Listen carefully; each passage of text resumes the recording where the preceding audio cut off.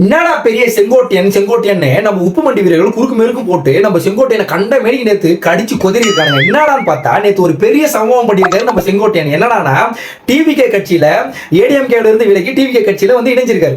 இதை பார்த்த நம்ம உப்பு மண்டி வீரர்கள் உப்பு வியாபாரிகளுக்கு உப்பு தட்டுப்பாடே இல்லாத அளவுக்கு உப்பு மண்டியை தூக்கின்னு குறுக்கு மேற்கும் ஓடி இருக்காங்க. சரி, ஓகே, அதை விட்டுருவோம். 1948 அதாவது ஜனவரி 9 நம்ம செங்கோட்டையன் பிறந்திருக்காரு.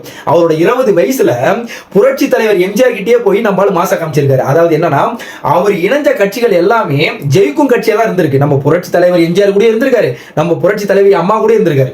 இப்போ நம்மளால டிவிக்கு வந்த உடனே இவனுங்களை என்னதான் படுத்துன்னு தெரியாம நம்ம போய்ஸ்னவி, நம்ம கொட்டை முருகன், நம்ம சாமானு, அப்புறம் யார் இந்த ரோசி பிரதர்ஸ் இருப்பாங்க, ரோசி சிஸ்டர்ஸ், இவங்க எல்லாம் முந்தானியெல்லாம் உருவி தள்ளிட்டு ஓடுறாங்களாம் ஒரு பக்கம். ஐயோ,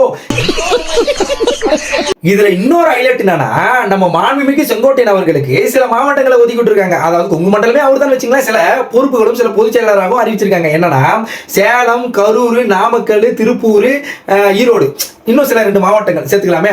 அதுல 50 தொகுதிகளை அவரே வலிச்சுட்டு வந்துருவாரு. அப்ப நம்ம பொய்யழகனுக்கும் நம்ம கொட்டை முருகனுக்கும் அப்புறம் சில 200 ஊபிசு பட்டாப்பட்டி வீரர்களுக்கும் என்னன்னு பார்த்தா, கொண்ட கடையிலையும் கொடா போட்டு தின்னுபிட்டு வண்ட வண்டியா பொய்யா புளிவிட்டு அப்படியே தெரிய வேண்டியதுதான்.